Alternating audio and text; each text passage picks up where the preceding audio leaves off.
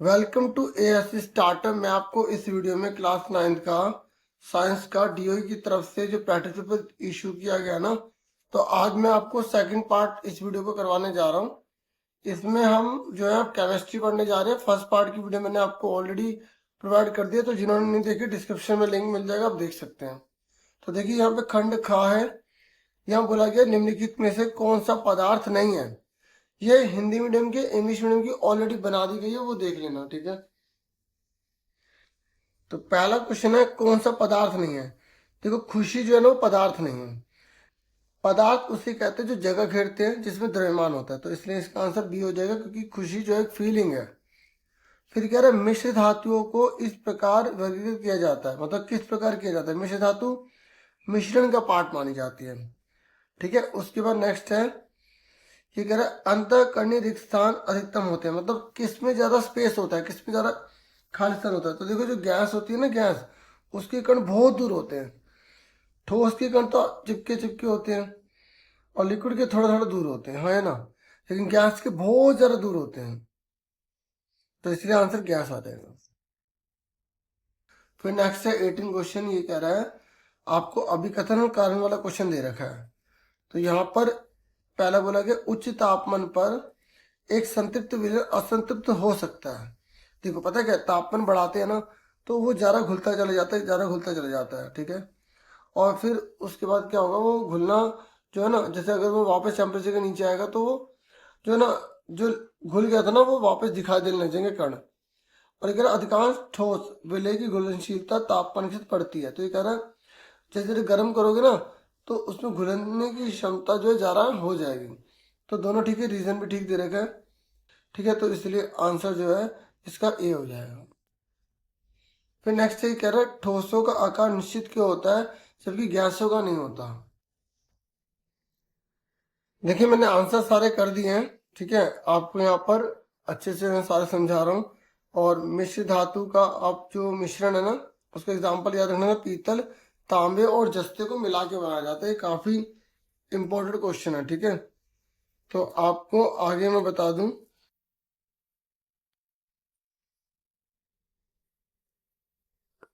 19वां question है ना कि ठोस का निश्चित आकार क्यों होता है। आप बताओगे ठोस के कण बहुत पास पास होते हैं, ठीक है, और गैसों में दूर दूर और स्वतंत्र रूप से घूमते हैं, इसलिए ठोस का आकार निश्चित होता है, ठीक है। आप ये बता देंगे, ठीक है। फिर नेक्स्ट है लोहे के बुरादे और गंधक के मिश्रण को क्या कहते हैं। बोलोगे मिश्रण कहते हैं, क्योंकि मिश्रण का मतलब होता है किसी भी अनुपात में मिलना, ठीक है। इसे चुंबक से अलग किया जा सकता है क्योंकि लोहा चुंबकीय होता है, ठीक है। तो ये 20 क्वेश्चन है। फिर 21 है। तो ये सारे क्वेश्चन है ना, तो अब मैं इन्हीं के आंसर सारे आपको करवा रहा हूँ, ठीक है।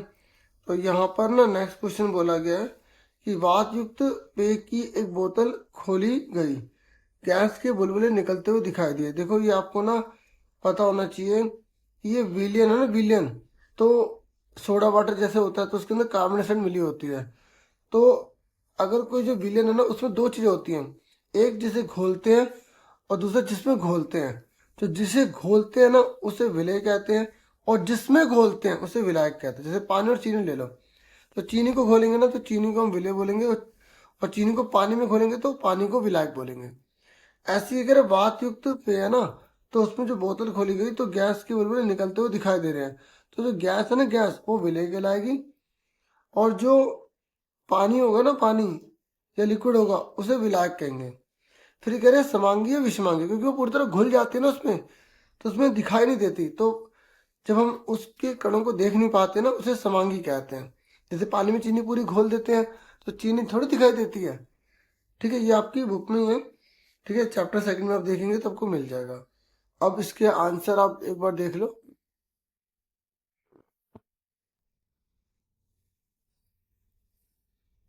ठीक है, इंग्लिश में ना एरेटेड ड्रिंक बोलते हैं इसे। तो विलय कार्बोनेटेड हो गई, विलय पानी हो गया, और होमोजेनियस मिक्सचर लिख देंगे यहाँ पे, समांगी मिश्रण लिख देंगे। क्या लिख देंगे, तो यहाँ पे मैं लिख दिया तो समांगी बोलते थे, समान आकार का, ठीक है। उसके बाद नेक्स्ट है यहाँ पर इन्होंने बोला है 22वां, ये कह रहा है जब प्रकाश की किरण दूध से होकर गुजरती है तो प्रकाश का मार्ग दिखाई देने लगता है, दूध किस प्रकार का मिश्रण है। देखो जब मार्ग दिखाई देने लग जाए ना तो उसको हम ना कोलॉइड बोलते हैं। पता है आपको एक बात याद रखनी है कि 3 प्रकार की चीजें होती है, एक विलेन होता है, दूसरा निलंबन होता है और तीसरा कोलॉइड होता है। विलेन जैसे पानी में चीनी घोलोगे ना आप तो उससे हम विलेन कहेंगे। और दूसरा होता है निलंबन। निलंबन का मतलब होता है जैसे पानी में मिट्टी घोलोगे तो उसे निलंबन कहेंगे। अब जैसे दूध है ना, व्हाइट रंग जो दूध का होता है क्या वो नीचे बैठ जाता है? नहीं ना।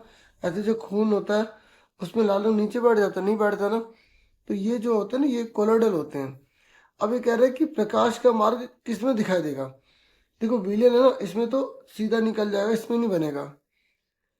जो निलंबन है ना, जब मिट्टी घुली होगी तो मिट्टी के कण जब ऊपर होंगे तब तो इसमें टिंडल प्रभाव देखने को मिलेगा, मतलब लाइट फैल जाएगी। ठीक है। लेकिन जब मिट्टी नीचे बैठ जाएगी ना तब टिंडल प्रभाव नहीं होगा। तो याद रखना इसमें टिंडल प्रभाव शुरू में होता है, बाद में नहीं होता। और जबकि दूध में ना, क्योंकि वाटर नीचे बैठेगा नहीं, तो इसमें जो है टिंडल प्रभाव होता है। ठीक है। टिंडल प्रभाव का मतलब होता है प्रकाश का फैलना। ठीक है। तो इन्होंने पूछा है कि जब प्रकाश की किरण दूध से होकर गुजरती है तो प्रकाश का मार्ग दिखाई देने लगता है, तो दूध किस प्रकार का मिश्रण है? तो आप बताओगे कोलॉइड है। क्या है? कोलॉइड। और फिर ये कह रहे देखिए गए प्रभाव का नाम बताइए, तो ये टेंडर प्रभाव। ठीक है। जो जो मैंने नहीं करी ना मैं यहाँ पे लिखता भी जा रहा हूँ। ठीक है। टेंडर प्रभाव जो बहुत इजी है। ठीक है। ये कह रहे दूध में परिक्षिप्त प्रावस्था और परिक्षेपण माध्यम का नाम बताइए। देखो जब सेकंड चैप्टर खोलेंगे ना तो कोलॉइड के नाम से जब टॉपिक स्टार्ट करेंगे तो उसमें नीचे देखिए टेबल बनी होगी, जिसमें परिक्षिप्त लिखा होगा एक में परिक्षेपण लिखा होगा, और दोनों को मिला के ना, दोनों को मिला के फोम वगैरह, बादल वगैरह, दूध वगैरह बहुत चीजें बनती है। तो यहाँ पर ये बोले दोनों बताइए इसमें कौन कौन सी दोनों चीजें हैं। तो इसमें ना दोनों आप बता दो क्योंकि दोनों लिक्विड ही है, पानी और पानी। नहीं तो आप बता सकते हो दूध में फैट है, प्रोटीन है, तो आप मेंशन कर सकते हो। ठीक है। तो इस तरीके से पानी पानी दोनों में लिख देना। अब नेक्स्ट है, अगर ये नहीं करना तो आप ये कर सकते हो और वाला, या आप थोड़ी इंग्लिश मीडियम की वीडियो देख लेना, मैंने उसमें और डिटेल में दिखा भी रखा है, बुक से दिखा रखा है। ये कह रहे और ये कह रहे एक छात्र ने चौक के चूर्ण को पानी में हिलाया, कुछ देर बाद कण नीचे बैठ गए। इस मिश्रण का बताना कि वर्गीकृत करना क्या है। तो मैंने आपको बताया ना, जैसे ये होता है ना निलंबन, निलंबन में थोड़ी देर कण ऊपर रहते हैं फिर इसके नीचे बैठ जाते हैं, तो इसका आंसर क्या हो जाएगा? निलंबन हो जाएगा। ठीक है। और ये कह रहे क्या इसे छानने के द्वारा अलग कर सकते हैं? बोलोगे हाँ कर सकते हैं। फिर ये कह रहे इसका एक और उदाहरण दे सकते हो, आप लिख दो कि मिट्टी युक्त पानी या कीचड़ युक्त पानी, कुछ भी लिख दो एग्जाम्पल कुछ भी। ठीक है। तो यहाँ पर आप आंसर देख सकते हैं। ठीक है, ये हो गया। ठीक है। फिर नेक्स्ट है, ये कह रहा है तत्वों और यौगिकों में आपको अंतर बताना है।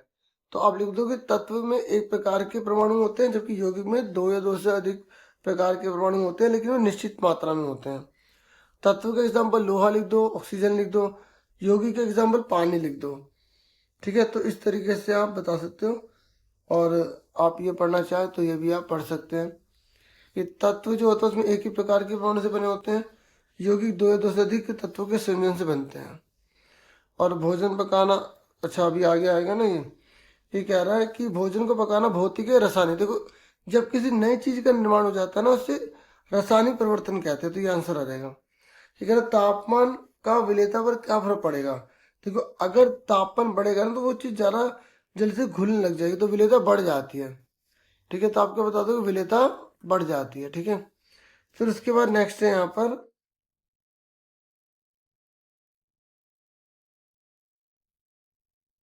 यहाँ पे नेक्स्ट क्वेश्चन है हमारा।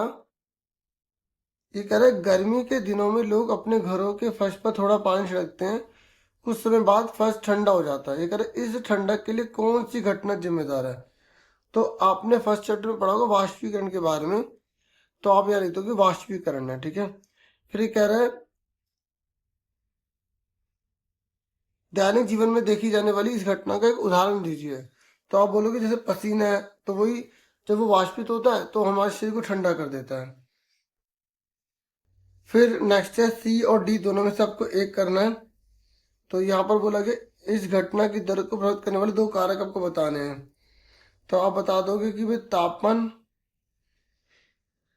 और दूसरा आप लिख सकते हो हवा, ठीक है, तीसरा आप लिख सकते हो नमी। तो बहुत सारे हैं, ठीक है। फिर अगर हम गर्मियों में सूती कपड़े क्यों पहनते हैं, आप बोलोगे क्योंकि सूती कपड़े जो होते हैं ना वो पसीने को सोख लेते हैं, ठीक है, और शरीर को ठंडक प्रदान करते हैं, ठीक है। ये आप बना के आराम से लिख सकते हैं। फिर नेक्स्ट है 25वां क्वेश्चन। अगर जब कपूर को खुले बर्तन में रखा जाता है तो उसकी मात्रा दिन ब दिन घटती जाती है और कोई अवशेष भी नहीं बचता। इनमें कौन सी प्रक्रिया शामिल है? इसे ना ऊर्ध्वपातन बोलते हैं बच्चों, ठीक है। क्या बोलते हैं? ऊर्ध्वपातन, ये आपको पता होना चाहिए। जब कुछ चीज ठोस से सीधा गैस बन जाती है ना, उसे ऊर्ध्वपातन बोला जाता है। फिर ये नेक्स्ट कह रहे हैं बर्फ के पिघलने के दौरान ऊष्मा की आपूर्ति होने पर भी तापमान स्थिर क्यों रहता है? आप ही बताओगे।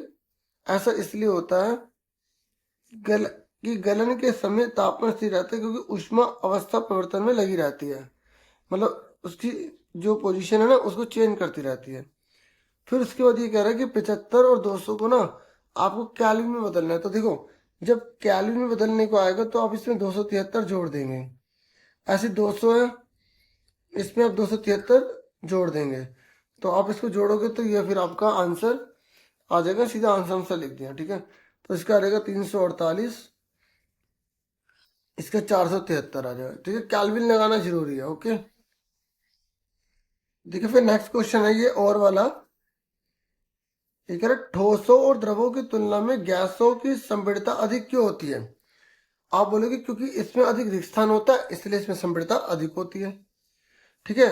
और आप यहां से आंसर लिख सकते हैं, ठीक है। उसके बाद नेक्स्ट है 0 डिग्री और 100 डिग्री पर जल की भौतिक अवस्था बताओ। 0 डिग्री पर बर्फ होगा, 100 डिग्री पर जो है वो गैस होगा, ठीक है। तो आप यहाँ पर गैस ही लिखना, ठीक है। हम नॉर्मल जल की बात कर रहे हैं, ठीक है। अगर जैसे कुछ और भी इसमें मिला हो तो वो जो है जल के रूप में भी हो सकता है, क्योंकि भाप है ना वो जल के रूप में है, ठीक है। आप गैस लिखना। अगर किससे अधिक तीव्र जलन होगी, उबलते हुए पानी से या भाप से? तो आप बताओगे उबलते हुए पानी से कम जलन होगी, भाप से ज्यादा होगी। आप बोलोगे क्योंकि भाप में ऊष्मा ज्यादा होती है, ठीक है। ठीक है, आप ये लिख देना और यहाँ पे सिर्फ भाप लिखना, ठीक है। फिर अब ये जो है ना फिजिक्स है, इसकी मैं अलग से वीडियो ले आऊंगा। अभी फिलहाल वीडियो में इतना ही। Thank you for watching and listening. Take care students.